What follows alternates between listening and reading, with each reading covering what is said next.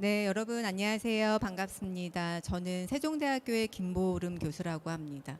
제가 올해 키아프 시작과 동시에 계속 이 토크 프로그램을 유튜브로 보고 있었는데요. 이렇게 많은 분들이 현장에 와주시고 심지어 지금 이 의자에 앉아 계신 분들이 자리가 모자라서 뒤에 서 계시기도 합니다. 아마 여러 가지 요인이 있을 터인데 토요일 오전, 오후 이 시간도 있을 것 같고요.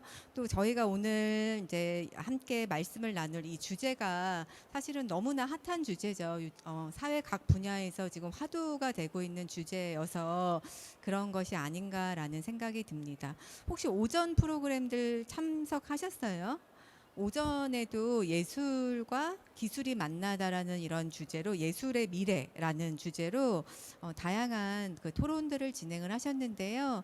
오전 프로그램이 예술이 기술과 만나서 그 확장성을 어떻게 가져갈 것인가. 그래서 메타버스라든지 더 나아가서 우리의 미래는 지속 가능성이라고 하는 화두가 있는데 예술이 어떠한 역할, 사회적인 역할을 할 수 있을까까지 이제 말씀을 나누셨다면 이번 시간에는 조금 더 이 메타버스라고 하든지 아니면 가상, 기술, 그다음에 현실과 가상의 공간, 그다음에 미디어 아트 이렇게 조금 더 주제를 좁혀서 말씀을 나눠볼까 합니다. 원래 오늘 순서는요.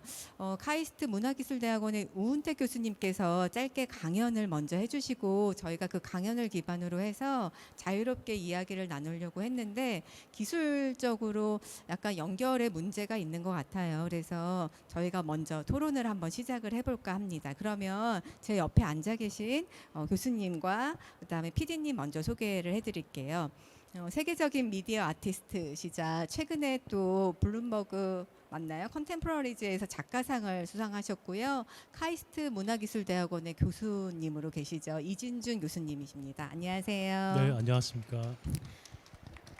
네, 그리고 그 옆에 계신 또 김종민 큐레이터님은 최근에 우리나라 그 XR 전 세계적인 XR 영화 분야를 선도하고 계신데요.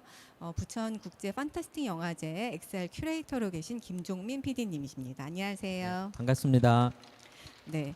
오늘 이 토론의 시작을 교수님과 PD님이 계신 각각의 영역에서 어떠한 작업들을 하고 계신지 먼저 여쭤보려고 해요. 김종민 PD님 혹시 먼저 말씀을 해주실 수 있으실까요? 최근에 올해 그 부천 국제 판타스틱 영화제에서 비욘드 리얼리티라는 프로젝트를 진행하셨던 걸로 알고 있는데요. 함께 설명을 부탁드립니다. 네. 저는 절반은 그 XR 작품 전시를 하고 있고요. 절반은 컨텐츠 제작을 하고 있습니다. 제가 작품을 전시하는 곳은 이제 부천 국제 판타스틱 영화제고요. 영화제에서 XR을 다루는 국내 이제 유일한 공식 프로그램을 이제 가지고 있는 영화제입니다. 제가 전시를 한 게 올해가 6년 차 됐고요. 전 세계에서 만들어지는 작품들 중에서 좀 의미 있는 작품들을 모아서 매년 한 번씩 전시를 하고 있습니다. 사실 XR이나 VRA랑 여러 가지 뉴미디어에 관한 이야기들이 많이 되고 있지만 그것이 어떤 컨텐츠로 관객을 만나는 게 중요하다는 생각을 갖고 있어요. 그러니까 기술적인 부분들은 자기 분야는 잘 이해할 수 있지만 일반 관객들이 이게 무엇이 재밌는 건데, 무엇이 좋은 건데, 혹은 무엇이 좀 더 미래적인 건데를 알 수 있으려면 사실 그것이 작품으로 승화된 것을 보는 것이 가장 효과적이라는 생각을 가지고 있었어요. 그래서 마침 감사하게도 부천영화제에서 이 섹션을 운영할 수 있도록 기회를 주셨고 그래서 그쪽에서 활동한 지가 이제 한 6년쯤 됐고요. 작년이랑 올해는 제가 전시를 인천공항에서 진행을 했습니다. 코로나 때문에 사실 이 XR 컨텐츠 전시하는 게 되게 어려워졌거든요. 이제 헤드셋을 각자 그 개인 거기 때문에 이 얼굴에 대고 쓰고 또 다음 사람 이걸 보고 쓰고 하는 것도 쉽지 않기 때문에 제가 영화제라는 공간을 좀 벗어나서 전시를 한번 해볼 필요가 있지 않을까 하는 생각이 들었고 이쪽 미디어의 어떤 특징을 좀 설명하자면 다른 시공간으로 여행을 간다라는 느낌이 있어요. 그러니까 물리적으로도 우리가 다른 시공간으로 여행하는 플랫폼이 공항이잖아요. 그래서 그것과 연계시켜서 전시를 한번 해보자라고 이제 마음을 먹고 시작을 했고 그래서 작년과 올해 공항에서 전시를 했고 나름 좋은 평들을 좀 많이 받게 되었습니다. 네, 그게 이제 제가 주로 한 절반 정도의 시간을 써서 하는 일입니다. 네. 네. 그리고 이진준 교수님께 간단히 이제 여쭤보고 싶은데요. 최근에 그 선정돼서 영국에도 다녀오신 걸로 알고 있어요. 그 블룸버그 뉴 컨템포러리즈라는 그 상은 어떤 상인지, 그리고 지금 광주 시립미술관에서 하고 계신 전시에 대해서도 여쭤보고 싶고요. 특히 교수님께서는 공간, 그리고 경험, 그리고 경계에 대한 연구를 계속 이어오고 계신 것으로 알고 있는데, 경계 공간과 약간 어렵긴 해요. 경계 공간과 경계 경험이 어떻게 다른지 한번 설명을 해주실 수 있으실까요? 네. 예, 예. 뭐부터 설명할까요? 최근에 상 받으셨던 뉴 네. 컨템포리즈는 이제 한 75년 정도 된 것 같아요. 영국에서 현대 미술가들, 특히 이제 신인들한테 주어지는 상 같은 건데, 뭐 이제 내가 나이가 많은 상태에서 받아가지고 조금 부끄럽기도 하고요. 근데 한편으로는 젊은 새로운 세대의 감각을 아직도 가지고 있다라고 이렇게 좀 평가를 해준 것 같아서 뭐 몸은 늙었지만 마음은 늙지 않았다라고 좀 감각을 유지하고 있구나라는 좀 생각을 갖고 있습니다. 그리고 경계 공간, 경계 경험은 제 박사 과정에서 이제 어떤 논문이기도 하고 한 15년, 한 20년 가까이 제가 연구해왔던 어떤 주제이기도 한데요. 그러니까 흔히들 현대 미술가라고 하면 좀 난해하고 어렵다라고 생각들 하시는데 저는 스스로를 제가 아티스트 스콜라라고 이제 얘기하거든요. 그러니까 이렇게 연구, 리서치를 베이스로 하는 이제 현대 미술가들 중에서 저 같은 사람들이 작품 활동하고 학문적인 어떤 그 레퍼런스를 같이 가지고 가는 사람들이 있습니다. 그래서 그 아티스트 스콜라라고 하는데 그 경계 공간이라는 이론은 사실 그 빅터 터너라고 하는 인류학자가 썼던 용어예요. 그러니까 liminality라고 하는 그 라틴어에서 나오는 라이멘이라는 단어에서 이제 발생된 건데 그 liminality라는 것을 정의를 하죠. 그러니까 쉽게 말하면은 우리 그 관혼상제, 그러니까 그 일종의 그 경계 공간이라는 게 통과 의례와 관계가 좀 있습니다. 그러니까 결혼식이라든지 장례식이라든지 뭐 이런 인류학자들이 봤을 때는 그것이 그 라이트 오브 패시지라고 하는 프랑스 철학자가 썼던 책에 나오는 건데요. 그러니까 내가 다른 곳으로 전이 되기 전에 어떤 과정, 그런 것들 경계 공간이라고 하죠. 제가 다루고 있는 경계 공간, 경계 경험은 이 리미널 스페이스에서만 일어나는 독특한 경험이 있는데 이걸 리미노이드라고 불러요.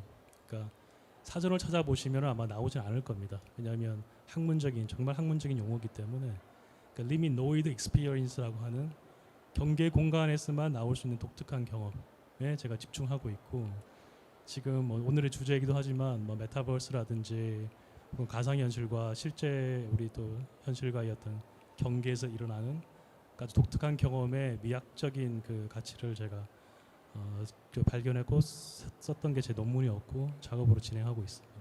교수님, 그렇다면 그 독특한 경험이라고 하는 것들은 예를 들면 어떤 것들이 있을까요? 예, 그 좋은 질문이신데요. 네. 왜냐하면 조금 어려운 말씀들을 해주셔서 이해를 도울 수 있을 것 같아요. 제가 네. 이제 뭐 한 서너 가지 예를 들 수 있을 것 같아요. 쉽게 생각하면 한국말로 번역이 안 되더라고요. 제가 이제 찾다가 이제 제가 스스로 제가 아마 그 책을 쓰게 되면 한국말로 처음 번역하는 사람일 것 같은데요. 제가 찾은 단어가 신명이었어요. 네, 신명 난다 할 때 신명, 혹은 이제 신내림 받을 때 신명이 들었다 이렇게 하는 그런 이게 어떤 점에서 지속되는 것이 아니라 굉장히 짧게 일어나는 경험이거든요. 예를 들면은 우리 서양에서 랩타이징 한다고 할 때 물에 이렇게 머리 담궜다가 빼고 막 이러잖아요. 그 순간 일어나는 그 경험, 뭐 이런 것들이 일종의 리미노이드 익스피리언스라고 볼 수 있고 또 아마도 연구를 하시는 분들이 이 단어를 찾아보면은 liminal experience, liminal space에 대한 찾아보시면 아마 그 관광학을 하시는 분들한테 좀 많이 발견될 거예요.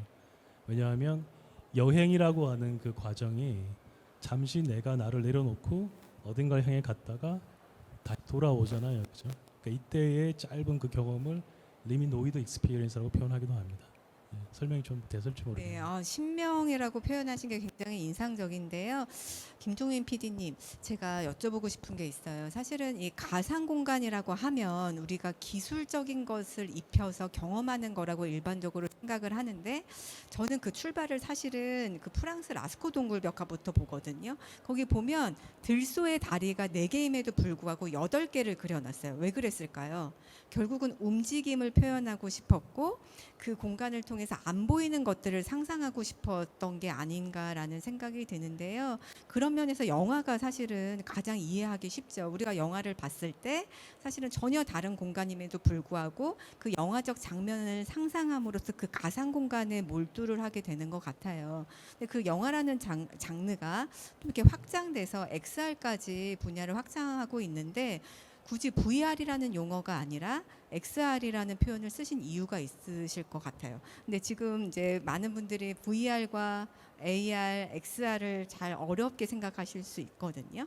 혹시 쉽게 설명을 해주실 수 있으실까요? 네. 뭐 지금은 그렇지 않은데 한 3, 4년, 4, 5년 전만 해도 이런 컨퍼런스 하면 용어 정리부터 하고 시작했잖아요.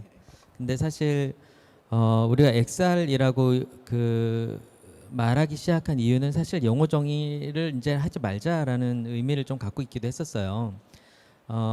이제 아까 영화 얘기를 좀 해주시긴 하셨는데, 사실 그 재현하는 것과 거기에 몰입하는 것은 약간 차원이 다른 행위인 것 같아요. 그래서 어떤 것을 그대로 재현하는 것도 중요하겠지만, 그 과정에서 이제 어떤 감정을 전달할 것인가, 어떤 경험을 전달할 것인가, 이런 것들이 스토리텔링의 어떤 그 기본적인 그 욕구 같은 게 아니었나 싶고, 사실 그동안에 인류가 여러 가지 기술들을 개발해서 그런 내러티브의 여러 가지 방법들을 이제 고안해 왔는데, 영화도 그렇고요.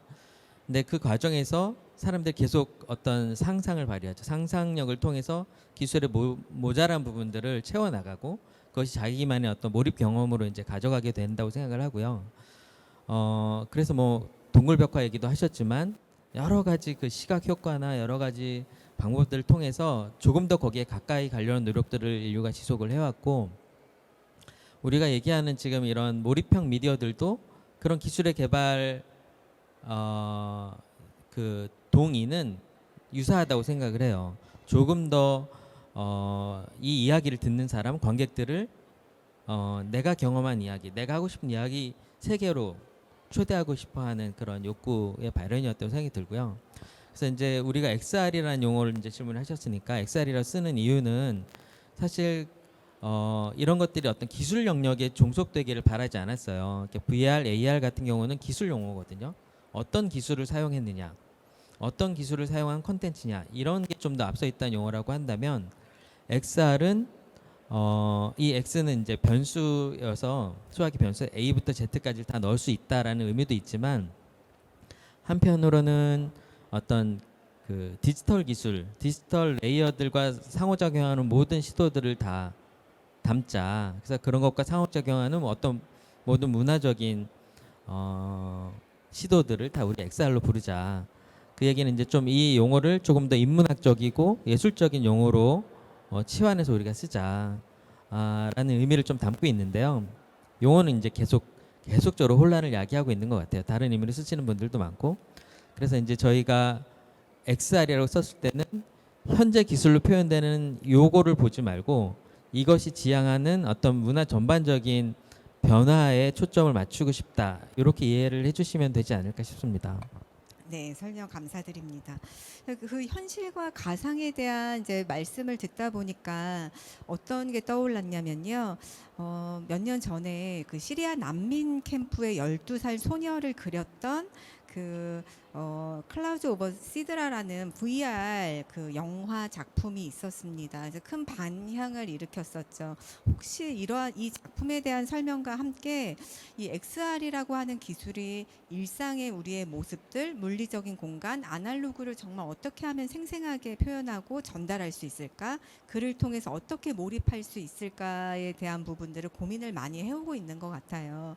그래서 이러한 부분에 대해서 설명을 추가적으로 해주실 수 있으실까요? 제가 이제 영화제에서 XR 컨텐츠를 전시하게 되는 것도 그렇지만 사실 이런 기술을 발견하고 이런 컨텐츠를 발견했던 장소가 이제 영화제였기 때문에 그렇게 된 것 같아요. 그래서 그 이유는 아까 말씀드렸던 것처럼 이제 영화라는 게 본질적으로 지향하는 바와 이것이 이제 맞닿은 부분이 있어서 그랬던 것 같고요. 시드라 같은 작품이 큰 반향을 일으켰던 것은 지금 보면 되게 어떻게 보면 조악할 수도 있고 화질도 많이 떨어져 있고 그렇지만 내가 그 공간에 가 있다, 그 공간에 내가 있다라는 이제 프레전스를 경험할 수 있게 해준 작품이었기 때문에 크게 이제 반향과 관심을 끌게 되었었던 거고, 근데 그 작품을 비롯해 가지고 뭐 헝거인 LA나 이런 작품들을 영화제에서 보고 이제 마크 주커버그가 오큘러스라는 이 기술에 2조 원을 투자를 하게 되죠. 2014년에. 그러면서 이제 산업적인 어떤 부흥이 생기고 사람들의 관심들이 많아졌어요.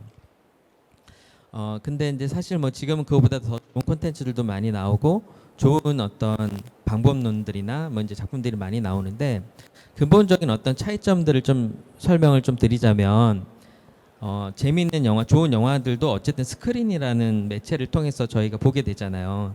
그러니까 어떤 프레임이 있는 거고 프레임 너머에 있는 작품들을 관객석에 앉아서 그걸 상상하게 됩니다. 그래서 이런 이제 영상 문법은 어떤 건지 이런 것들에 대해서 기본적으로 관객들이 디코딩 능력이 있어야 돼요. 이 장면이 어떤 그 의미를 만들어내는 그 장르적인 관습이 있는 거야. 예를 들어서 뭐 그 오버 더 숄더 샷 같은 거 보면 이 사람이 시점 샷이야 이런 느낌을 주지만 실은 이 사람이 시점 뒤에 카메라가 있으니까 사실 엄밀하게 말하면 그게 아니거든요. 근데 관객들은 그 장면을 보면서 아, 내가 이 사람의 시선으로 이걸 보는 거야 이런 그 해석 능력을 갖추게 되잖아요. 마찬가지로 영화를 만들 때는 만드는 사람은 그러한 그 언어를 가지고 인코딩을 하는 거고, 관객들은 반대로 그걸 디코딩해서 이거를 이제 해석하는 디코딩과 인코딩 과정을 거치게 돼 있고, 모든 미디어들이 다 해요. 그리고 심지어 XR도 그렇다고 볼 수 있지만 사실 이 미디어가 가지고 있는 파괴력은 그거를 한 단계 줄여준다라는 거죠. 내가 거기 있기 때문에 경험할 수밖에 없는 것, 볼 수밖에 없는 것. 그래서 그것을 편집이나 이런 가공 과정 전에 좀 더 직접적으로 어떤 삶의 한 순간으로 경험할 수 있도록 하는 기술적인 장점이 있는 거죠. 이제 물론 이제 세세하게 따지다 보면 여러 가지 있겠지만 그러한 면에서 좀 어떤 큰 차이가 있지 않을까. 그리고 그것을 발견했기 때문에 인류가 환호하거나 혹은 가능성을 발견하거나 했던 것 같아요. 그래서 그 시점 이후로부터 많은 아티스트들이 도전을 하고 있고, 또 영화제도 그러한 그 발자취를 계속 이제 트레이스하고 있는 과정이라고 보면 될 것 같고요. 그래서 이제 뭐 여기 계신 많은 분들도 작품을 많이 보시면 어느 쪽으로 가고 있는지를 보시기가 좋을 것 같아요. 그래서 아주 지금은 접하기가 쉬운 상황은 아니지만 기회가 된다면 많이 보시는 걸 추천을 드리고요. 그거를 통해서 획득되는 어떤 감각들이 있을 것 같아요. 그런 감각들을 좀 소중하게 여겨주시면 좋지 않을까 이런 생각이 좀 듭니다. 네, 피디님 말씀 중에 프레젠스, 그러니까 현존감이라고도 이제 우리나라 말로는 번역을 하는데요. MIT 공대의 인공지능 연구소, 그러니까 최초의 인공지능 연구소를 만드신 민스키 박사께서 하신 말씀이 뭐냐면, 현존감이라고 하는 것은 being there, 내가 거기 있음을 느껴야 된다라는 이야기를 했었습니다. 그 이후에 많은 학자들이 그래, 그럼 가상 공간에서 내가 거기에 있다라는 걸 느끼게 하려면 어떤 장치가 필요할까에 대한 연구들을 계속 해왔고요. 크게 이제 두 가지 흐름이 있는데, 하나는 생동감, 또 하나는 이제 상호작용성에 대한 이야기들을 많이 합니다. 근데 생동감은 사실은 기술적인 부분들이 해결이 된다면, 그러니까 예를 들면 뭐 서라운드 시스템이라든지 아니면 뭐 미디어적으로 색감이 좋아진다라고 하면, 기술적인 부분이 좋아진다고 할 때 느낄 수 있는 부분이라면, 상호작용이라고 하는 것은 감정적인 부분이라는 생각이 들어요. 결국은 우리가 우리의 정서를 얼마나 공감을 하고 있는지, 그를 통해서 상호적 으로 어떠한 인터랙티브한 관계를 맺고 있는지가 굉장히 중요할 것 같은데요. 제가 오늘 이 토론을 준비하면서 이제 PD님과 교수님 작업들을 쫙 이렇게 공부를 열심히 했습니다. 근데 재미난 건 뭐냐면, 이진준 교수님 작업하시던 것들을 봤더니 일부러 이 공간이 가상의 공간이라고 하고 느낄 수 있도록 하는 장치들을 해오셨던 것들을 발견을 했거든요. 그러니까 이러한 그 장치들은 우리가 가상의 공간에서 느낄 수 있는 현존감에 대해서 어떻게 설명을 할 수 있을까요? 네. 사실 이 질문을 굉장히 고맙게 생각하고 있는데요. 저는 거의 아주 오랫동안 작업을 해왔음에도 제가 이런 문법을 쓰고 있다라는 걸 직접 말한 적은 한 번도 없었어요. 근데 이제 최근에 이 작가가 이런 걸 하고 있었구나라는 걸 조금씩 아시는 분들이 생겨가지고 굉장히 반가워하고 있긴 한데 어떻게 보면은 메타버스라고 하는 가상현실에서의 몰입감 이런 것들에 대해서 저는 그 몰입감을 의도적으로 깨려고 하는 그런 작업들을 사실은 해왔죠 오랫동안. 그게 좀 추적을 해보면 카타르시스라고 하는 과거의 절정에 이르는 감정에 반해서 브레이트라고 하는 독일 희곡 시인이죠. 그분께서 하신 소격 효과라는 게 있는데요. 내가 여기에 실존하고 있음을 계속해서 깨닫게 만들어주는, 네가 보고 있는 것이 가상이고 실제가 아니라는 것을 계속 환기시켜주는 그런 작업들이 하셨죠. 그리고 제가 제 작업들에서는 계속 그런 어떤 문법들을 사용해서 사실은 이 몰입감에서 주는 카타르시스도 하나의 쾌이긴 하지만 그 이면에 내가 이것이 가상이고 몰입을 하면서 동시에 이걸 바라볼 수 있는 시선을 가지는 것이 훨씬 더 깨어있는 눈으로 세상을 바라볼 수 있게 해준다라는 그런 것들을 의도적으로 좀 하고 있습니다. 그래서 제가 이제 교수님께서 참고하라고 보내주셨던 영상이 있었는데요. 랩실, 연구실에 대한 영상이었어요. 근데 그 영상이 리버스, 거꾸로 돌리는 장면들이 계속 나오거든요. 그래서 일부러 의도적으로 그 공간의 어떤 어색함 이런 것들을 느끼게 함으로써 새로운 경험들을 가져다 주시는 그런 작업들을 하고 계신 게 아닌가라는 생각이 듭니다. 혹시 우은태 교수님 연결이 되셨으면 저희 진행을 할까요? 네, 교수님 혹시 제 목소리 들리세요? 예, 소리 잘 들립니다. 잘 듣고 있습니다. 네, 처음에 시작할 때 사실은 교수님 메타버스에 대한 이제 소개와 여러 가지 설명을 듣고 시작을 하려고 했었는데 이 시스템상의 어려움이 있었습니다. 교수님 강의를 간단하게 부탁을 드리려고 하는데요. 저희가 각자 이제 이준진 교수님과 그다음에 김종민 PD님께서 각자의 영역에서 어떠한 작업들을 해오고 계신지에 대한 이야기들을 나누고 있었어요. 그러면 강의 간단하게 부탁드리겠습니다, 교수님. 네, 지금 제 슬라이드가 공유가 현장에 되고 있을까요? 네. 예. 그럼 슬라이드를 좀 참조해가면서 이야기를 하도록 하겠습니다.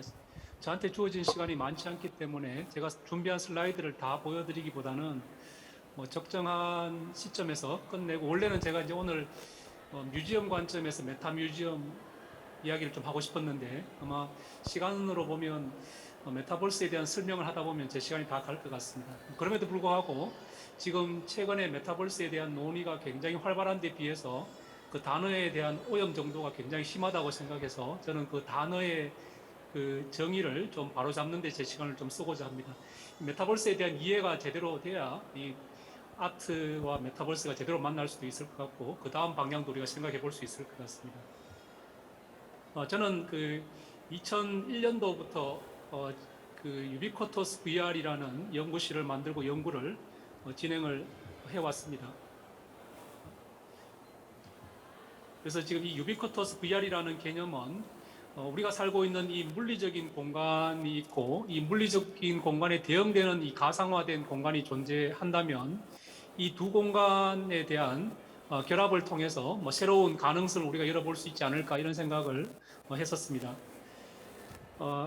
그래서 지금 이런 철학의 바탕에서 제가 첫 한 10년 정도는 지능이 있는 공간에서 가상현실을 구현해보자, 좀 눈치가 있는 정강현실을 해보자 하는 연구를 지난 10년간 했었고, 이 연구를 또 2001년도부터 한 10여 년 하다가 우리가 기본적으로 기술은 사람의 능력을 확장하는 도구로서 연구해왔기 때문에 사람의 능력을 확장하는 도구로서 제 연구를 쓸 수 있지 않을까 생각을 해서 이 현실을 정강하는 데서 넘어서서 사람의 능력을 확장하는 도구로서 가상정강현실을 활용해보자 하는 연구를 또 지난 한 10년간 해왔고, 그 연구를 Augmented Humans, 그래서 우리가 살고 있는 이 사람 세상에 대한 능력을 확장하는 연구로 그 연구를 이어가려고 지금 생각 중에 있습니다. 저도 앞으로 한 10여 년 연구를 더 해야 되기 때문에 제 연구의 방향은 초기 10년 동안 했던 현실을 증강하는 기술에서 사람의 능력을 확장하는 기술로, 또 우리 소사이어티의 능력을 확장하는 기술로 이 가상증강현실을 쓰고자 하는 게 제 연구의 방향이 되겠습니다.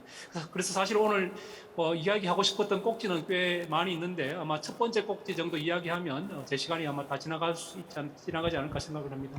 오전에도 아마 논의하셨겠지만 최근에 우리나라에서 메타버스가 지금 사람들 입에 오르내리게 만드는데 중요한 역할을 하신 분들이 몇 분 계시는데, 이분이 대표적인 분입니다. 이분은 엔비디아의 CEO이기 때문에 주로 이제 가상 세계 관점에서 메타버스를 이해하고 소개를 하고 있습니다. 근데 이분이 유명해진 거는 이분이 이제 메타버스가 오고 있다 이렇게 이야기해서 유명해지셨는데, 사실은 오고 있는 게 아니라 한번 왔다 갔고 다시 오고 있는 중이라서 메타버스가 다시 오고 있다 이렇게 이야기해야 좀 더 정확한 표현이 아닌가 하는 생각이 들고요. 이분 못지않게 최근에 이제 또 주목받고 있는 사람이 이 마크 저커버그죠. 이 마크 저커버그는 또 이미 이제 이 가상현실 분야의 그 새로운 주목을 받게 만든 역할도 했지만, 원래 또 메타버스 컴퍼니로 페이스북을 전환시키겠다, 향후 5년 사이에 메타버스 컴퍼니로 만들겠다고 하면서 또 주목을 받고 있는 것 같고, 이런 다양한 내용들이 언론에도 소개가 되고 있는 것 같습니다. 그런데 이런 메타버스에 대한 개념은 잘 알고 계시는 것처럼 92년도에 소설책에서 소개가 됐죠. 그 당시에 90년도 하면 이제 미국에서 이 가상현실에 투자를 막 시작하던 무렵이었고, 사람들의 관심이 꽤 많아서 그 당시에 9시 뉴스, 미국의 9시 뉴스에도 가상현실의 미래에 대한 소개들이 이루어졌었습니다. 그때는 이 가상현실 체험이 주로 이제 안경을 쓰고 하는 방식이었기 때문에 소설책에서도 안경을 쓰고 체험하는 가상현실, 그리고 이 가상현실이 혼자 체험하는 가상현실이 아니고 이 사람들이 같이 체험하는 가상현실을 그렸습니다. 90년대 초반에 이제 소개되는 가상현실은 주로 혼자 체험하는 가상현실이었는데, 이 소설책에서는 혼자 체험하는 게 아니라 우리가 살고 있는 일상의 활동을 할 수 있는 가상세계로 그렸다는 거죠. 이제 이런 아이디어가 이제 30년이 지나서 지금 조금씩 사람들한테 일반 사람들이 쓸 수 있는 형태로 소개가 되고 있는 것 같고, 이 당시에 이제 이 안경을 쓰고 체험할 수 있던 가상세계, 실감나는 조금 전에 논의하셨던 이 프레전스 관점에서 사람들이 느낄 수 있는 프레전스의 수준을 맞추려면 최소한 1초에 72번의 리프레시 레이시오, 또 2K 정도의 픽셀 숫자, 그리고 3차원 사운드 이런 것들이 갖춰져야 된다, 이렇게 소설에서 이제 이야기를 했었는데, 딱 이 수준의 지금 소설에서 그렸던 그 수준의 가상현실을 체험할 수 있는 방식들이 최근에 이 소개된 오큘러스 퀘스트 2라는 디바이스를 통해서 딱 그 수준의 그 경험을 할 수가 있습니다. 그래서 소설책에서 그렸던 메타버스를 체험할 수 있는데 한 30년이 걸렸다는 거죠. 그래서 최근에는 이 메타버스의 가능성에 대해서 사람들이 조금 더 주목을 하는 것 같습니다. 그런데 이 가능성을 떠나서 최근에 많은 사람들이 메타버스에 대해서 이야기를 하고 있는데, 일부 저처럼 이 가상증강현실을 오랫동안 해온 사람들은 새로운 게 별로 없다. 왜냐하면 우리가 2003년도에 소개됐던 이 세컨드 라이프에서 다 했던 이야기들을 지금 다시 반복하고 있는 거라, 이렇게 이야기를 합니다. 그래서 이제 메타버스는 우리가 한번 2003년도에 이 세컨드 라이프를 통해서 소개했던 내용을 반복하는 거고, 페이스북은 최근에 이제 워크룸스라는 앱을 통해서 우리가 회사에 가지 않고도 회사 사람들과 만나서 여러 가지 협업을 할 수 있는 도구를 소개하면서 이게 이제 메타버스의 시초가 될 거라고 이야기를 하고 있는 것 같습니다. 그래서 이제 이런 가상증강현실 커뮤니티가 바라보는 메타버스도 존재하고, 또 하나 이 메타버스에서 뺄 수 없는 이 영역이 게임인데, 원래 이제 로블록스라는 회사가 상장을 하면서 미국 정권에 상장을 하면서 이 메타버스를 좀 띄운 경향도 있습니다. 이 메타버스라는 용어는 대한민국하고 미국에서만 유행하는 용어이기도 한데, 이 게임 커뮤니티에서는 전통적으로 우리가 게임하는 사람들이 만들어 놓은 세계에 가서 게임을 하고 놀던 시대를 지나서 이 플랫폼이 마련되어 있고, 이 플랫폼에는 내가 만드는 게임을 가지고 다른 사람이 쓸 수 있게 만들어주는 걸 이제 새로운 메타버스의 하나의 그 모델로 이야기를 하기 시작했죠. 그래서 이제 이 로블록스나 폴트나이트 같은 것들이 메타버스의 대표적인 사례라고 또 게임 커뮤니티는 이야기를 하고 있는 중입니다. 또 그런가 하면 이 메타버스의 처음 정의가, 소설에서 했던 정의가 아바타를 통해서 경험하는 가상 세계로 되어 있기 때문에 이 아바타에 대한 이야기들을 최근에 또 많이 하고 있습니다. 그래서 아바타를 가지고 여러 가지 비즈니스 모델도 만들어내고 있는데 뭐 그 대표적인 게 우리나라의 제페토 같은 것들이죠. 그래서 아바타가 이제 만들어지면 이 아바타도 우리 현실에서 우리가 옷을 사 입고 여러 가지 액세서리를 구입하는 것처럼 아바타를 꾸미는 게 또 하나의 이제 비즈니스 모델이 될 수가 있는 거죠. 아바타 그 자체를 만드는 것도 비즈니스고 아바타를 통해서 나를 표현하게 만드는 것도 새로운 비즈니스가 되는 것 같습니다. 그래서 이제 디지털 휴먼에 대한 여러 가지 논의들이 진행이 되고 있는데요. 이 불행하게도 지금 제가 오랫동안 기다리면서 지금 켜놨던 제 노트북이 지금 갑자기 싹 죽었는데 지금 노트북 없이 아마 진행을 하도록 하겠습니다. 지금 이제 뭐 그 다음 장에 제가 소개하는 것들은 이 아바타로 사는 세상이 이제 그 메타버스라고 하는 커뮤니티가 있는가 하면 그게 아니고 또 이 가상 세계라는 게 이 그 우리가 경제 활동을 할 수 있는 가상 세계로 정의되어 있습니다. 그래서 이제 이 가상 자산에 대한 논의들도 여기에서 이루어지고 있는 중입니다. 또한 커뮤니티에서는 이 가상 자산뿐만 아니라 이 웹 3D 커뮤니티도 이제 이 메타버스에 대한 이야기를 하고 있는데 우리가 이제 90년대에 소개됐던 웹 커뮤니티에서는 2차원 웹에서 우리가 정보를 검색을 했고 2000년대 인터넷이 보급되면서는 Recording stopped. 다양한 형태의 그 웹서치 방식, 특히 이제 인공지능을 이용한 지능적인 그 웹서치를 사람들이 이야기하게 됐습니다. 이 지능적인 웹서치가 웹의 2.0이라고 한다면 지금처럼 2차원 화면에서 우리가 정보를 검색하는 게 아니고 3차원 공간을 통해서 우리가 웹을 서치하거나 정보를 검색하는 시대로 가게 된다면 이게 이제 지금 이야기하는 메타버스가 세 번째 이 그 웹이 아닌가 이렇게 주장하는 커뮤니티도 있습니다. 이런 다양한 논의들이 메타버스에서 이루어지고 있는데 이런 메타버스에 대한 논의들은 저는 이 코끼리를 만지는 게 아닌가. 뭐 일부 사람들은 다리를 만지고 있고 또 일부 사람들은 몸통을 만지고 있고 일부 사람들은 코를 만지면서 코끼리를 이야기하고 있는데 이 코끼리 전체의 실체를 파악하는 데는 앞에 제가 소개드렸던 이런 개별적인 정의는 좀 부족하지 않는가 이런 생각을 하게 됩니다. 그래서 결국은 우리가 이제 메타버스라는 총체적인 그림을 이해해야지만 메타버스를 제대로 활용할 수 있게 될 걸로 생각을 합니다. 이제 그런 관점에서 이 메타버스를 우리가 이해할 필요가 있겠다는 생각이 들고 지금 메타버스에서 가장 중요한 부분은 결국은 이 가상 세계라는 부분이거든요. 현실과 연동되어 있는 가상 세계. 근데 이 해석을 우리가 이제 언제 또 새로 만들었냐 하면 사람들이 최근에 메타버스에 대한 정의가 없어서 메타버스에 대한 혼선이 생긴다고 주장하는 커뮤니티도 있는데 저는 꼭 그렇지는 않다고 생각합니다. 이 메타버스에 대한 명확한 정의는 2007년도에 그 메타버스 로드맵을 만드는 커뮤니티에서 이미 한번 정의한 바가 있습니다. 2007년도에 메타버스를 정의하는 커뮤니티에서는 이 메타버스를 어떻게 정의했냐 하면 현실과 가상의 융합이라고 일단 1차적으로 정의를 했고 이 현실과 가상이 어떻게 융합되느냐 이제 그 현실은 가상으로 인해서 증강되는 현실, 일종의 증강현실인 거죠. 이 가상으로 인해서 증강되는 현실과 또 현실로 인해서 지속되는 가상세계의 결합 이렇게 이제 메타버스를 정의했거든요. 여기에 중요한 의미가 다 담겨 있습니다. 이게 아주 명확한 정의인데 사람들은 이 정의를 해석을 제대로 안 하고 있는 거죠. 그리고 이 커뮤니티에서 이 메타버스를 정의하면서 가상으로 증강된 현실과 현실로 지속되는 가상의 이 메타버스를 설명하기 위해서 이 메타버스는 4개의 중요한 컴포넌트가 있다 이렇게 정리를 했습니다. 이 4개의 중요한 컴포넌트는 우리가 살고 있는 물리적인 세상의 디지털 트랜스포메이션, 그래서 라이프 로깅이라든지 정강현실, 그리고 이제 가상세계에서 현실을 가상으로 옮겨서 현실을 모니터링하거나 현실에서 일어나고 있는 일을 우리가 시뮬레이션을 통해서 예측하게 만들어내는 미러월드, 그리고 이제 사람들의 세계, 버추얼 월드라는 개념으로 이 메타버스가 구성된다. 메타버스의 4가지 중요한 컴포넌트는 뭐 미러월드, 버추얼 월드, 라이프 로깅, 그리고 이제 오그멘티드 리얼리티 이렇게 이야기했는데 최근에 메타버스를 소개하는 많은 사람들이 4개의 컴포넌트가 아니라 4개의 카테고리로 해석을 하고 있어서 혼선이 더 빚어지는 것 같습니다. 이거는 카테고리가 아니고 오그멘티드 리얼리티가 메타버스가 아니고 메타버스는 오그멘티드 리얼리티의 속성도 가진다는 거죠. 이 라이프 로깅에 대한 속성도 가지는 거고 미러월드에 대한 속성도 가지는 거고 버추얼 월드에 대한 속성도 가진다는 거죠. 이 네 개의 캐테고리라가 아니고 이 네 개의 컴포넌트가 메타버스의 중요한 요소다 이렇게 정의를 했다는 거죠. 이거를 우리가 놓치면 메타버스에 대한 오해가 생기게 된다는 겁니다.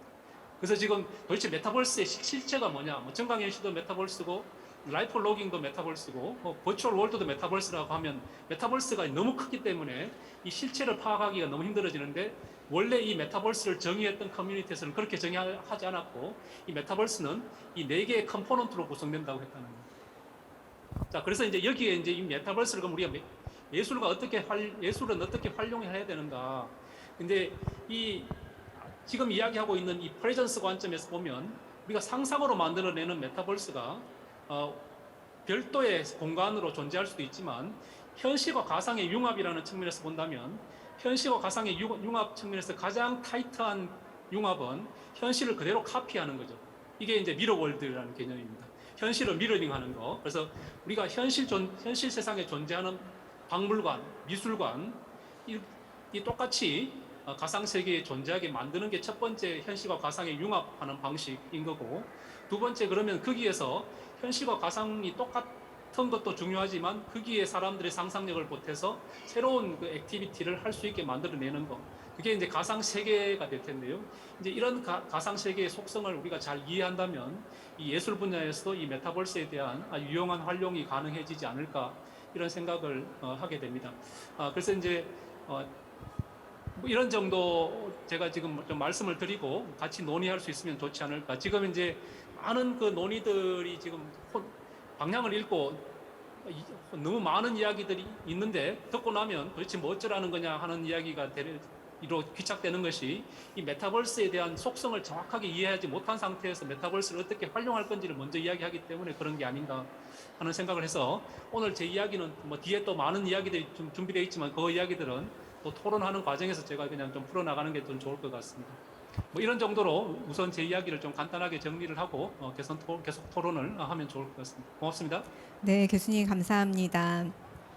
저희가 아까 제가 김종민 PD님께 도대체 XR이 뭐냐 하면서 용어에 대한 말씀을 여쭤봤는데 더 이상 이제 학회에서는 용어 정리는 안 한다라고 말씀을 주셨었어요. 근데 하지만 우리가 메타버스에 대한 이 이야기들을 너무 익숙하게 많이 듣고 있지만 사실은 이게 뭔지 사실 정의하기가 너무 어려운데 오은택 교수님께서 굉장히 이 짧은 시간 안에 정리를 잘 해주신 것 같아서 다시 한번 감사의 인사를 드리고요.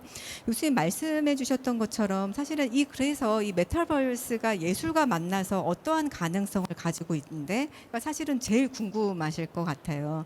김종인 PD님, 이 메타버스 전반을 아우르는 것이 가상과 현실, 여러 가지 융합 현상이라고 앞서서 교수님께서도 말씀을 주셨는데 이 영화라는 장르에서 적용할 수 있는 이 융합 현상, 이 메타버스는 어떤 것들이 있을까요? 사실 뭐 수많은 예나 그 가능성을 얘기할 수도 있지만 이제 교수님도 말씀하셨지만 사실 우리가 이미 디지털과 교류하면서 산 지가 한참 됐어요. 그러니까 갑자기 디지털 월드로 바뀌는 게 아니고 상당히 오랜 시간 동안 우리는 디지털과 관계하면서 살았고 그 정도가 점점 이제 더 심화될 거라고 생각을 합니다. 그러니까 어떻게 보면 예술가들이 새로운 어떤 미디어를 갖는 거일 수도 있지만 그 디지털에 대한 감각이 조금 더 개발되고 조금 더 확장되는 이제 방향성으로 간다라고 저는 생각을 하고 있고요. 예를 들어서 이제 영화라는 것은 훨씬 예전에 생겼잖아요. 100년이 넘었으니까. 그때는 이제 디지털 기술을 많이 사용하기 어려웠으니 필름이라는 이제 매체를 이용해서 영화를 만들고 그걸 이제 영상하는 형태로 우리가 감상을 하게 되었었는데 이제는 영화 자체도 디지털로 만들고 있고요. 그리고 그것을 보는 방식도 되게 다양해졌습니다. 그래서 사실은 예전과 같은 형태의 영화를 계속 유지할 필요성도 줄어들고 있고 또 한편으로는 새로운 관객들은 영화를 대하는 방식도 많이 달라졌어요. 그러니까 극장에 가서 표를 사고 좌석을 예매해서 보는 형태가 아니라 내 패드나 혹은 스마트폰이나 이런 데서 보고 그것도 시작부터 끝까지 시간을 정해놓고 보는 것이 아니라 중간중간 다른 데 넘어갔다 오던가 하면서 영화를 보게 되잖아요. 그게 우리가 디지털과 교류하는 방식이라고 생각이 들어요. 실시간으로 되게 다양한 정보들을 멀티태스킹 하듯이 처리하면서 우리가 일상생활을 살고 있기 때문에 예술도 마찬가지로 그러한 그 삶의 변화, 삶의 인터페이스가 변화한 것들을 반영하는 쪽으로 가지 않을까라고 생각이 들어요. 그래서 우리가 영화는 어떻게 바뀔까라고 얘기할 때 영화가 어떤 고정된 개념으로 있다라고 하면 변화를 얘기하기 되게 어렵습니다. 그러니까 영화는 이런 건데 이런 요소가 있는 건 영화가 아니지 않을까? 굳이 영화를 이렇게 봐야 될까라고 생각을 하지만 반대로 생각해서 어떤 시각 예술 혹은 그 엔터테인먼트 예술이 현실의 어떤 삶을 반영하는 것이다라고 생각을 하게 된다면 현실의 삶이 바뀐 만큼 이쪽이 움직일 수 있다라고 생각하는 게 더 바람직하지 않을까 싶어요. 그래서 우리가 현실에서 사는 어떤 모습들이 조금 더 자연스럽게 반영되는 형태로 예술이 발전할 거라고 생각이 들고 또 반대로 얘기하면 그러한 지점에 대해서 문제 제기를 하는 것이 예술이라고 볼 수 있겠죠. 어떤 것을 무비판적으로 계속 이렇게 관습적으로 받아들이는 게 아니라 어떤 감각, 어떠한 지점에 관해서는 우리가 되게 세밀하게 볼 필요가 있겠다. 세밀하게 느껴볼 필요가 있겠다. 그것들이 예술가가 하는 일인 거잖아요. 그러니까 정해진 방식대로 뭔가를 계속 재생산하는 게 아니라 그 과정에 개입해서 발언하는 것이 예술이라고 생각이 들어요. 그래서 이제 기술이라는 새로운 기술이라는 요소가 들어왔기 때문에 그것을 우리가 어떻게 반영할 것인가, 또 어떻게 표현할 것인가. 그래서 그런 과정들이 되게 활발하게 이루어지고 있다고 생각이 들고 그것을 어떤 기존 그 예술 장르에서 바라보면 되게 위기의식도 많이 느껴질 거고 혹은 어렵다. 이거 우리가 이걸 어떻게 적용해야 될 것인가라는 고민을 많이 하게 되겠지만 예술가라는 존재에서 많이 생각을 해본다면 이런 과정들이 좀 더 자연스럽게 이해되는 부분이 있지 않을까라고 생각을 합니다. 네, 피디님 말씀을 듣다 보니까 어떤 생각이 들었냐면, 그러니까 융합이라는 게 현실과 뭐 가상과의 접목도 있지만, 그리고 또 뭐 장르 간의 융합도 있지만, 결국은 그 융합이라는 게 우리의 고정관념이나 생각의 틀을 바꿔놓는 어느 부분에서는 좀 깊이 있게 생각할 수도 있고, 좀 비틀어서 생각할 수도 있고, 유연해질 필요도 있고, 더 깊이 있게 생각할 여러 가지의 다양성을 가져오는 것이 아닌가라는 생각이 듭니다. 교수님, 그런데 사실 이런 변화의 흐름이 있잖아요. 그리고 특히 최근에는 NFT 시장에 대해서도 많은 이야기가 되고 있어요. 특히 미술 작업을 하는 작가분들이 그렇다면 나도 뭔가를 해야 되지 않을까라는 고민들을 정말 많이 하고 계시거든요. 근데 또 다른 한편에서 너무 이렇게 유행이라든지 아니면 기술적인 측면을 부각시키다 보면 예술의 본질을 깨는 것이 아닌가라는 이야기들도 하고 있고요. 그래서 이거에 대해서 어떻게 생각하시는지 교수님께서 일전에 말씀하신 미디어 프로그래머, 미디어 유저, 그다음에 미디어 아티스트가 다르다라고 말씀하셨던 것으로 기억을 하는데요. 네, 설명 부탁드립니다. 예, 아까 강의 들으면서 또 생각했고 이제 피디님께서 설명하시는 것도 제가 받아서 설명을 좀 더 길게 좀 더 하면 더 붙이면 그 기술이 오늘날의 예술가에게 어떤 표현의 다양성을 주어진 건 사실이잖아요. 그러니까 근데 그런 점에서 예술가를 이해하는 건 좀 1차원적인 것 같아요. 표현의 다양성을 기술의 도움을 받아서 가질 수 있었다라는 것이 핵심이 아니고 그 어떤 경험과 감각의 확장을 가져왔다라는 걸 주목해야 될 것 같아요. 그러니까 지금 XR이 됐던 우리 뭐 메타버스가 됐던 그 경험과 감각의 지점에서 훨씬 더 깊어지고 또 어떤 인간이 누릴 수 있는 다양한 어떤 그 확장이 가져올 수 있었다라는 점인데 제가 아까 이제 경계 공간을 말씀드렸던 게 융합하고 경계 공간을 조금 이제 생각해 볼 필요가 있을 것 같거든요. 경계 이제 영어로 이렇게 리미널리티라고 제가 말씀을 드렸지만 트래시 홀드라는 단어 라인맨 라틴에서 나왔는데 이게 작은 그 문지방 같은 선을 얘기합니다. 사실 그 어원 자체를 찾아보면 이 작은 선에 내가 서 있는 거예요, 사실은. 그러니까 여기에 왼쪽으로 가느냐 오른쪽으로 가느냐의 경계가 있는 거죠. 근데 저는 융합의 어떤 그걸 어떤 뭐 제3의 어떤 것이 태어난다 이렇게 생각할 수도 있지만 이 경계가 깊어지는 것도 하나의 융합이라고 생각이 들어요. 네, 그렇게 보면은 예술가의 역할이라는 것이 아까 잠깐 언급하셨는데 단순히 표현의 어떤 다양성을 가져와서 새로운 기술을 이용해서 내가 뭐 이런 새로운 걸 만들어 본다라는 점보다는 사실 그 기술이 갖고 있는 아주 근본적인 질문들 혹은 매체 미학이 계속 하고 있는 어떤 역사적인 그 레퍼런스들을 내가 추적하고 이 경험과 감각을 더 확장시킬 수 있는 것이 무엇인가 라고 생각하는 것이 아티스트의 역할이라고 생각이 들고요. 그러니까 미디어 아티스트라는 것이 무슨 뭐 하늘의 별에서 툭 떨어져 가지고 새로 생겼다고 저는 보기보다는 예술에서 늘 질문했던 어떤 근본적인 것들에서 크게 벗어나지 않는다고 생각합니다. 단지 그것이 매체가 뭐 조각이냐 페인팅이냐 이제 미디어냐라는 것이 이제 하나 들어오게 되는 건데 지금은 이미 디지털 시대가 다 도래했기 때문에 더 이상 미디어를 벗어나서 우리가 어떤 걸 할 수 있을까라고 생각해 보면 상당히 많지가 않거든요. 그러니까 아마 제 세대에 주어진 제 역할이 아까 아날로그 그러니까 컴퓨터로 아까 그러니까 편지 쓰듯이 우리가 대학 다닐 때 보고서를 썼던 세대예요, 사실은. 그러다가 나중에 뭐 컴퓨터로 보고서를 쓰는 세대가 됐고 편지를 써서 제가 이제 다른 분들한테 메일을 보내다가 지금 다 이메일을 보내고 있잖아요. 그러니까 우리 세대의 작가로서 저는 미디어 아티스트로서 그 양쪽을 다 경험한 그 나중에 세월이 더 흐르게 되면 이 두 가지 감각을 다 가진 작가가 많지 않을 거라는 생각이 들고 이미 태어날 때부터 인터넷이 존재했던 이 젊은 세대들한테는 사실 그 메타버스는 이미 존재했던 거란 말이에요. 그러니까 그 경계를 제가 계속 얘기하는 이유가 이 시대의 질문이 거기에 담겼기 때문이라는 말씀 좀 드리고 싶고요.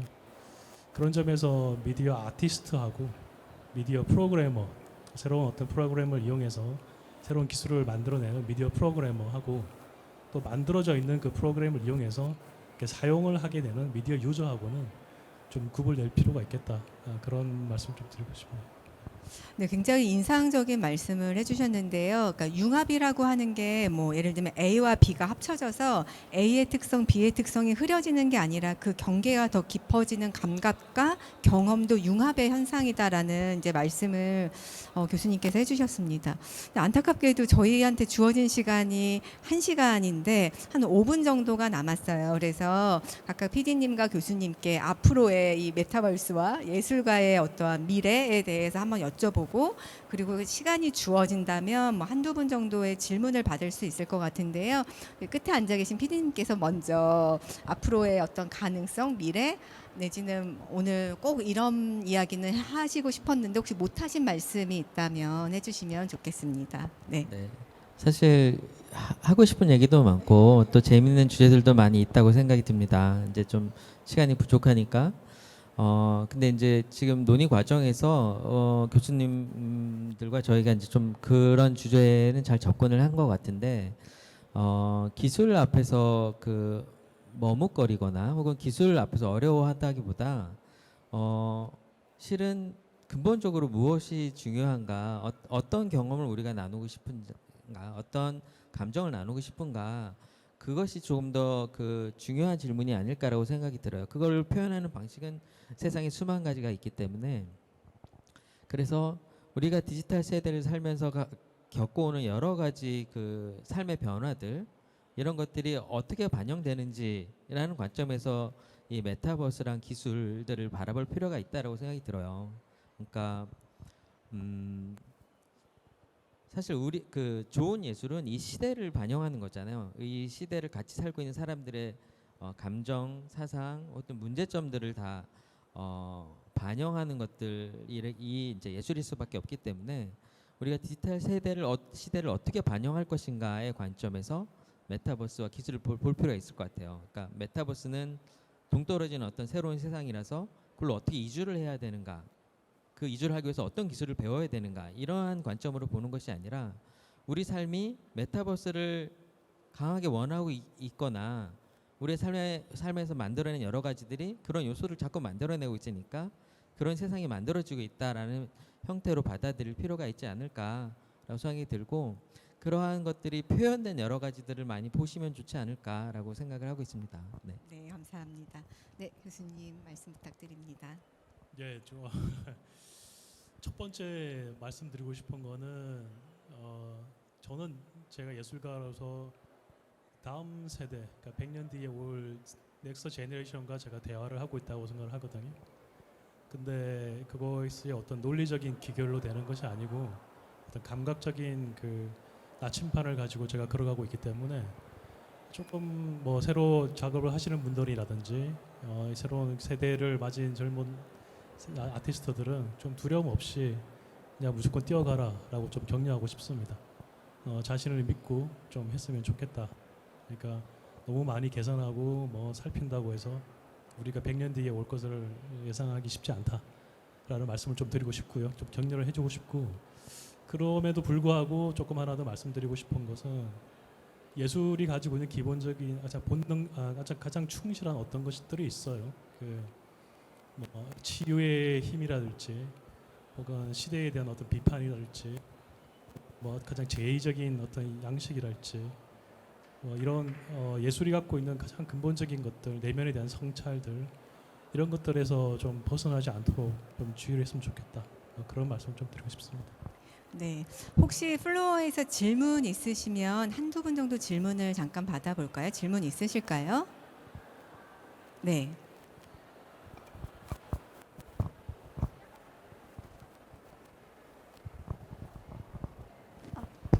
네, 안녕하세요. 저는 예술대학에서 공부하고 있는 학생이고요. 일단 제가 물성이 있는 작업을 하고 있는 학생이라서 아무래도 메타버스에 관심을 안 가질 수가 없었는데, NFT 말씀도 하셨지만 결국에 이제 메타뮤지엄이 굉장히 많아지고 있는 추세고, 실존하고 있는 갤러리를 VR로 해서 3차원으로 보여주는 이제 전시장들도 많이 생기고 있는데, 그 안에서 어떻게 보면 그 안에서 이제 가상의 인물이 그 공간 안에 들어가게 되면 물성을 경험할 수 있다, 이런 식으로 설명이 되고 있는데 사실은 물성이 아닌 거잖아요. 그래서 그 부분에 대해서는 어떻게 생각하시는지 궁금했어요. 제가 답변을 할까요? 저는 조각가를 나왔습니다. 조소가를 졸업했기 때문에 거의 10년 가까이 돌 깎고 나무 깎고 용접하는 일을 했었습니다. 근데 그런 동시에 항상 비물질 증거에 관심이 많아서 미디어 작업들을 해왔었죠. 그러니까 제가 작업들을 쭉 보시면 빛을 다루는 작업도 있고 소리를 다루는 작업들, 뭐 온도라든지 냄새를 다루는 작업들이 있는데, 그 아침에 일어나서 제가 비물질적인 작업을 하다가 뭔가 채워지지 않음 때문에 밤에 혼자서 나무를 깎고 있어요. 굉장히 원시적인 방법으로. 그 메타버스 세대에서의 물성이라고 하는 단어 자체가 지금 그 흔히 우리가 알고 있는 그런 물성이라는 단어가 아닌 것 같아요. 그러니까 제가 아침에서 저녁 하루 저렇게 다른 종류의 경험을 하면서 저는 또 제 반의 경계 공간에서 경계 경험을 이렇게 넓혀 나갔거든요. 그 물성에 대해서도 바로 그 경계적 물성이 있는 것 같고, 그게 어떤 감각일지는 아까 제가 그래서 경험과 감각이 확장될 것 같다라고 말씀을 드렸는데, 그거는 저도 잘 모르겠어요, 사실은. 여러분들이 그걸 확장시켜줬으면 좋겠고, 지금 뭐 박물관에서 이런 물성 얘기하는 것은 아주 과거의 단어로 미래를 해석하려고 하는 그 언어적인 한계에 부딪힌 것 같아요. 그러니까 뭔가 다른 경계 물성이랄까요? 뭐 이런 다른 어떤 언어를 사용하는 게 좋지 않을까 싶고, 그것들이 융합이라는 단어가 됐던 혹은 뭐 경계라는 단어가 됐던, 단어에 국한해서 혹은 메타버스라고 됐던 언어에 국한해서 사고를 이렇게 제한하지 말았으면 좋겠다. 그래서 특히 예술가들한테 제가 아까 두려워하지 말고 그냥 달려나가라고 했던 것 같습니다.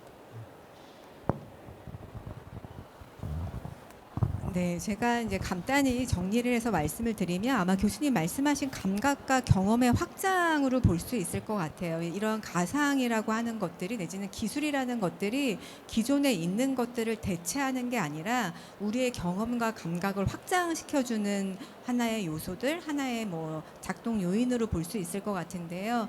이제 그 예로 저도 사실은 이런 질문들을 많이 받습니다. 근데 제가 어떤 설명을 드리냐면 작년인 것 같아요. 작년에 인사동의 한 전시장에서 르네 마가리트 전시를 했어요.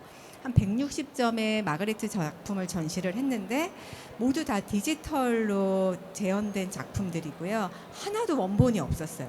그러니까 그러다 보니 디지털로 재현하다 보니 어떻게 할 수 있냐면 원작보다 훨씬 더 크게 재현할 수도 있고요. 아니면 육안으로 보이지 않는 일부분을 확대해서 더 다양성, 더 깊이 있는 경험을 전달할 수 있는 그러한 이제 전시였는데 제가 그 벨기에에 있는 르네 마가리트의 원본이 있는 박물관을 같이 간 친구와 그 전시를 또 같이 갔어요. 근데 이 친구가 너무너무 재밌어하고 즐거워하는 거예요. 마치 원본을 봤을 때의 즐거움과는 또 다른 표정이어서 제가 한번 물어봤어요. 아니, 원본과 다른 이 디지털 작품이 주는 즐거움은 과연 뭘까라고 물어봤을 때 이 친구가 뭐라고 대답했냐면 나는 미술을 전공하지 않았지만 나는 작가는 아니지만 그 예술이 주는 가치와 깊이감은 모르지만 어쨌든 디지털 매체라고 하는 이 작품을 통해서 작가의 생각이나 작가의 미닝, 의미나 작품이 전달될 수 있다면 그 자체도 충분한 감각과 경험을 확장시켜주는 게 아니냐라는 이야기를 했었거든요. 그래서 질문하신 거에 대답을 감각과 경험의 확장이라는 교수님의 말씀과 같이 묶어서 대답을 해드릴 수 있을 것 같고요. 시간이 지났네요. 그래서 멀리서 연구실에서 오늘 메타버스에 대해서 말씀 전해주신 우은태 교수님께도 다시 한번 감사드리고요. 우리나라 영화 장르뿐만이 아니라 XR이라고 하는 분야에 굉장히 선도적인 역할을 하고 계신 김종민 PD님 감사드립니다.